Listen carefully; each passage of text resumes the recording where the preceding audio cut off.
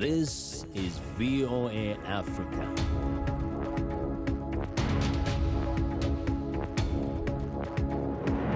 Hello, I'm Esther Githui-Ewart. It's Monday, March 22nd. Welcome to Africa 54. We continue to work remotely because of the COVID-19 pandemic, but what hasn't changed is our commitment to bringing you the latest and most important news from the African continent and around the world. This is today's Africa 54. The main opposition challenger in the Republic of Congo's March 21st presidential election, Guy Brice Parfiat Kolelas, has died at age 61, according to a spokesman. Kolelas' election campaign has said on Sunday that the former minister was in hospital with COVID-19 and could be evacuated to France. His spokesman declined to give the cause of death, but said Kolelas died while he was being evacuated for medical treatment. In a video message said to be filmed on Friday, Kolelas, lying in his hospital bed, encouraged Congolese to go to the polls and vote. Polls closed in the Congo Republic late on Sunday, with the incumbent Denis Sassou Nguesso widely expected to extend his 36-year rule despite an economic crisis in the Central African oil-producing nation. Nguesso, a 77-year-old former paratrooper, rose to power in 1979. He lost Congo's first multi-party elections in 1992, but reclaimed the presidency in 1997 after a civil war. He later changed the constitution to extend term limits. Results are expected to be published within 4 days. If none of the 7 candidates secures more than 50% of the vote, the second round will take place 15 days later. In Tanzania, a state funeral was held in the capital Dodoma on Monday for former President John Pombe Magufuli. A number of African leaders, including Kenyan President Uhuru Kenyatta, Malawi's Lazarus Chakwera, and Zambia's Edgar Lungu, as well as Felix Tshisekedi of the Democratic Republic of Congo, attended the funeral. On Sunday, mourners gathered at Dar es Salaam Stadium to pay their respects to their departed president. Lauren Anthony reports. Mourners gathered at a Dar es Salaam Stadium on Sunday for the state funeral of Tanzanian President John Pombe Magufuli, some so overcome by grief that they were escorted or carried away on stretchers. Thousands were seen lining up to pay their respects at Uhuru Stadium. Tanzania's new president, Samia Suluhu Hassan, also joined officials and Magufuli's family for the state funeral ceremony on Saturday. Magufuli was one of Africa's most prominent coronavirus skeptics. He died aged 61 on Wednesday after an 18-day absence from public life that drew speculation he was critically ill with COVID-19. Hassan said Magufuli died of heart disease when announcing his death. Tanzanians flooded the streets on Saturday as his coffin was driven by for the last journey to the funeral site. People laid pieces of clothing on the road in front of the procession. Magufuli had been nicknamed the bulldozer due to his reputation for pushing through policies despite opposition. He frustrated the World Health Organization during the pandemic by playing down the threat from COVID-19, saying God and remedies such as steam inhalation would protect Tanzanians. He was Tanzania's first president to die while in office. That was Lauren Anthony of Reuters reporting. Niger's top court on Sunday confirmed Mohamed Bazoum's victory in last month's presidential runoff, allowing the ruling party candidate to be sworn into office next month. Bazoum's inauguration on April 2nd will mark the West African country's first transfer of power from one democratically elected leader to another. President Mahamadou Issoufou is stepping down after 2 5-year terms. The Constitutional Court credited Bazoum, a former interior minister, with 55.66% of the vote, ahead of former President Mahamadou Usman, who had 44.34%. The court said in a statement it had cancelled the results from 73 polling stations with an explanation. That very slightly reduced Bazoum's margin of victory. The statement did not directly respond to Usman's allegation that the vote was marred by fraud. Meanwhile, armed men killed at least 22 civilians in southwestern Niger on Sunday, according to 3 sources.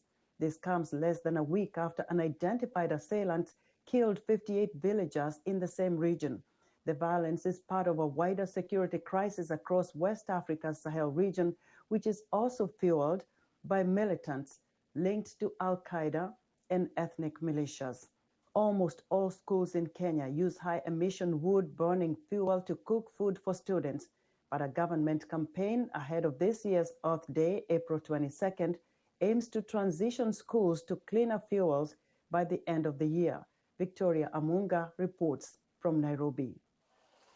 At Alliance High School in Kiambu County, Kenya, workers are cooking lunch for 2,000 boys. The task is easier now ever since the school transitioned to using liquid petroleum gas for cooking nearly 3 months ago. But most Kenyan schools cannot afford the high cost of switching to this type of fuel for cooking, even though it can offset carbon emissions. The second thing is the issue of financing. Inability of the institution to find resources to be able to pay for the upfront cost of installing the infrastructure. And that challenge is it's what now we are trying to solve. Officials at Alliance High say installing the system for clean fuel in schools is demanding but doable. You realize that we have used the same infrastructure like we had earlier. We have not changed. So the issue of saving on energy or whatever energy is there, the same mechanism is the same. Kenyan authorities are addressing the general lack of awareness of cleaner fuels by establishing centers where schools can learn about different clean energy technologies. So one of the things we do at the Green Points is to showcase renewable energy technologies, clean cooking solutions. We have schools coming to those Green Points to learn about these solutions and how to upscale them. Organizations promoting clean cooking say Kenya's limited access to technology is slowing the transition to cleaner fuels. Some of these solutions are actually not made in Kenya. As much as we try to support locally available products, some of these technologies, which are very good technologies, or parts need to be imported and maybe assembled here and for use. So far, 11 schools have switched to cooking with cleaner fuels. The Kenyan government hopes that eventually all schools in the country will make the switch. Victoria Amunga for VOA News, Nairobi. With a surge of migrants at the southern U.S. border, the Biden administration is under pressure to quickly create policies and procedures to address the situation, particularly when it comes to children. Michelle Quinn reports. The message is quite clear. Do not come. The border is closed. The border is secure. That's the message from the Biden administration, as the number of migrants to the U.S. southern border is on pace to be the biggest in 20 years, according to the administration. Citing the pandemic, the administration says now is not the time for people to make the trip. Single adults, who make up the majority of people at the border, are being expelled, as are families. Children traveling alone are not. Thousands of unaccompanied children are in custody at the border, according to reports. The Biden administration is scrambling to find appropriate housing for them and says it has to rebuild the system for processing migrants that the Trump administration dismantled. So we are rebuilding the system as we address the needs of vulnerable children who arrive at our borders. Some Republican lawmakers say that it is Biden who has created the situation, with mixed messages and the ending of Trump's so-called Remain in Mexico policy, requiring asylum seekers to wait there for their court proceedings. Trump's policy created a disincentive for people in Honduras, Guatemala, and other countries to make the trip, they say. It's going to get worse. It's going to get a lot worse. Springtime, summer, more and more come over. The message is coming back that, hey, we got a new president. Come on in. We're open for business to the traffickers. And I predict 1 million people trying to get into this country by the summertime. Children are only supposed to stay in custody for 72 hours before moving to a shelter designed to house minors. The administration opened 3 new facilities last week, but declined to give a timeline for more facilities capable of handling the surge. Michelle Quinn, VOA News. The isolation of remote Scottish islands has kept many residents far from the COVID-19 outbreaks plaguing much of Britain. It has also threatened access to medical care, including coronavirus testing. VOA's Arasha Basadi reports on how the community turned to flying drones for a solution. Drones like this one flying over Scottish Highlands carry precious cargo in the fight against COVID-19, the disease caused by the coronavirus. They are able to navigate winds to deliver tests and blood samples to serve Scotland's most rural and isolated communities, bringing materials straight to a doctor's door. Dr. Miranda Barkham touts the program's success. People are very supportive of it, actually. I think they think that anything that would help and improve patient care, they're on board with it. Placing cargo in the bay. Once the drone drops off its supplies, teams repack it and send it back to work. Small islands make up much of this area, and it could take hours or days for this type of back-and-forth test delivery, pickup and drop-off to happen by boat. Hospital manager Caroline Henderson says using a drone makes quick work of healthcare. You can get it off an island here within half an hour, and we can turn around the result within 2 hours. Clinical lead Dr. Gordon Caldwell says getting the results to the lab this fast means less time waiting to be tested than if the patients lived in a major city. The samples can be picked up, sent across. We can have the results even before the patient arrives. The drones avoid choppy waters below, can reach an altitude of about 1,500 meters, and can fly at around 160 kilometers per hour. It's a pilot program to connect rural communities to modern healthcare, with the only real pilot sitting in a van with computer screens. Arash Erbasadi, VOA News. New York, one of the U.S. cities hit hardest by the coronavirus last year, is continuing to open, with commercial event organizations allowed to operate again, restaurants increasing indoor dining capacity to 50%, and live venues like Broadway theaters to start up as well. But the city is far from any kind of normalcy. Henry Martin reports. It's been a tough year for the Big Apple. More than 3.5 million people are estimated to have left the city, at least temporarily. Tourism numbers are down by about 2/3, and many iconic places that make New York the city that never sleeps have been closed. But the light at the end of the tunnel is starting to brighten. Event spaces like this one at the New York Historical Society are now allowed to operate again, albeit at 50% of capacity, up to 150 guests, along with many other restrictions, from table placement to who can dance when. Inquiry flow is starting to come back. We have corporate starting to ask questions about fall availability. There are some holiday party requests across corporate, social, and nonprofit. We're thrilled to finally be having much more proactive conversations about real events returning in person. Outdoor dining has become a common sight on New York streets in the last year, but that may start to change, with restaurants now allowed to operate indoor dining at 50% of capacity. A very welcome change for restaurants like Tony DiNapoli's in the city's heavily residential Upper East Side. However, elsewhere around town, the change is of little benefit if there aren't enough people to fill the newly available seats. Prior to the pandemic, it was hard to get a table in our Tony's in Midtown. Very, very popular, very active restaurant. You know, almost a 350-seat restaurant and busy every night. And we had to close it for almost 9 months. It's heartbreaking.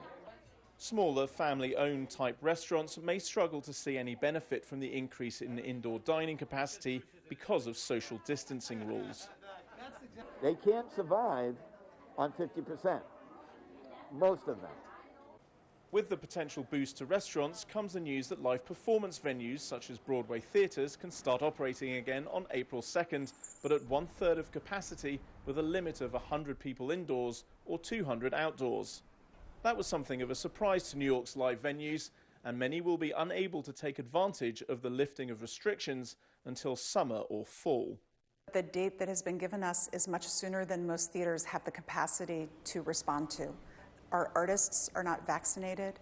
We don't have funding to do the kind of work that needs to be done to our theaters to bring them back into safe conditions for our audiences and our artists. Artists need to rehearse.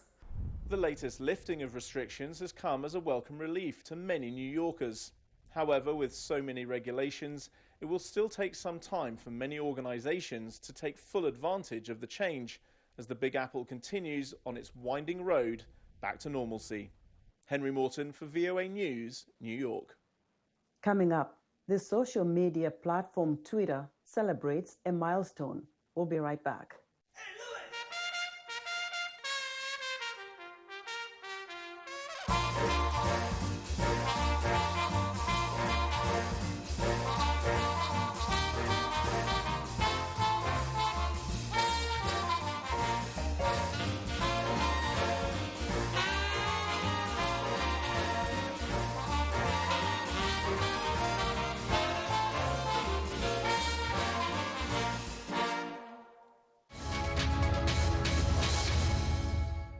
Welcome back to Africa 54. President Joe Biden denounced attacks on Asian Americans after meeting with community leaders in Atlanta, Georgia on Friday, following a shooting that killed 8 people, including 6 women of Asian descent. Incidents of hate against the community has been particularly challenging to combat. White House correspondent Patsy Widakuswara has this report. Protesters marched through Minneapolis, Minnesota in solidarity with the Asian American community following mass shootings at 3 spas in Atlanta, Georgia. Whatever the killer's motive, these facts are clear. 6 out of the 8 people killed on Tuesday night were of Asian descent. Vice President Kamala Harris and President Joe Biden met with community leaders in Atlanta Friday to hear their concerns about the rise of hate-fueled incidents against Asian Americans. They've been attacked, blamed, scapegoated, and harassed. They've been verbally assaulted, physically assaulted, killed. Documented incidents of hate against Asian Americans have seen a skyrocketing spike over the last year, let alone the ones that happened and never get reported. Proving that an attack is motivated by traits like race, religion, and sexual orientation is often challenging, but it's important to charge it as a hate crime when it meets the legal standard, experts say. Having a statute on books like that gives a level of comfort to communities of color, people who are in protected classes, gender, sexual orientation, LGBTQ. And so it's very important that the statute actually is used when appropriate and not just be a figurehead on the statute books. There is a long history of racism against Asian Americans. After Japan attacked Pearl Harbor during World War II, the Roosevelt administration held people of Japanese descent in internment camps. There is also the model minority myth, the perception of universal success among Asian Americans that downplays their struggles. You create this wedge, Asian Americans as sort of the one that's put on a pedestal against other minority groups.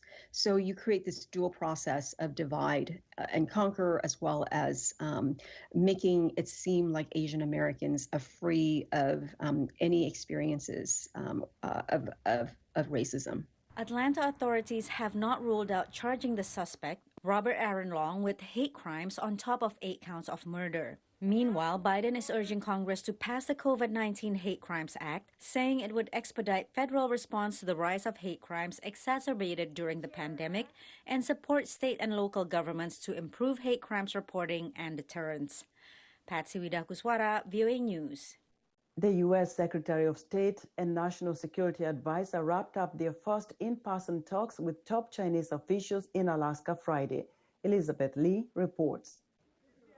2 days of tense U.S.-China talks in Alaska wrapped up Friday, with the Chinese delegation leaving without comment. The main areas of disagreement continue to be China's treatment of the Muslim Uyghur minority group and aggressive actions in Hong Kong, Tibet, and Taiwan. It's no surprise that when we raised those issues, clearly and directly, we got a defensive response. China has no room for compromise on issues concerning its sovereignty, security, and core interests. Our determination and will to safeguard our own core interests are unswerving. The issues of economics, trade, technology, and cyber attacks, U.S. Secretary of State Antony Blinken says, will be reviewed with Congress and U.S. allies to advance the interests of businesses and workers. The first Biden administration meeting of the two superpowers comes on the heels of Blinken's trip to meet with U.S. allies South Korea and Japan amid China's growing assertiveness in Asia. Blinken says the goal of the meeting was to lay out the priorities of the Biden administration. While there are many issues on which the two countries don't see eye to eye, on Iran, on North Korea, on Afghanistan, on climate, our interests intersect. analysts say while it is too soon to tell what Biden's China policy is, they don't expect too much of a difference from the last administration's approach. So far, I would say I see more continuity than change in U.S. policy from the Trump administration to the Biden administration. Let's identify areas where we and the Chinese disagree and push them and demonstrate our willingness to protect our interests. That's much more likely to get us to a stable relationship faster. Analysts say even with the tough Chinese rhetoric, much of it aimed at its domestic audience, China would like to decrease tensions with the U.S. In their dream world, the United States would back down on wanting to be a major power in the Indo-Pacific. I do not think that will happen. Especially after what some analysts describe as a toxic relationship between China and the U.S. during the Trump administration. There was an expectation that the Biden administration would be able to encourage a detoxification of sorts of the relationship. But we've seen that the relationship has only been further poisoned at this point. This meeting is just the first step, and analysts say the U.S. and China will move forward, but it will take time for the leadership of both countries to determine what a sustainable relationship would look like. Elizabeth Lee, VOA News. Mass protests and gang violence have roiled Haiti for months, and many people blame the president for not doing enough to stop it. As Sandra Lemaire reports, ongoing kidnappings and jailbreaks are threatening to derail elections planned for summer. As violence spirals out of control in Haiti, the government is under intense pressure by the United States and the international community to organize elections. But the growing unrest is threatening to derail the process. Haiti's a mess. The people are suffering. This has to stop. There's got to be some order. This photo purports to show members of a Port-au-Prince gang after a failed anti-gang operation that left 4 police officers dead on March 12th. VOA cannot confirm the authenticity of the photo, published by VOA Creole affiliate Impulse Web Media. The deadly raid took place in Village de Dieu, a Port-au-Prince slum controlled by gangs. Gang members posted gruesome images on social media of bodies left behind, infuriating Haitians and grieving families.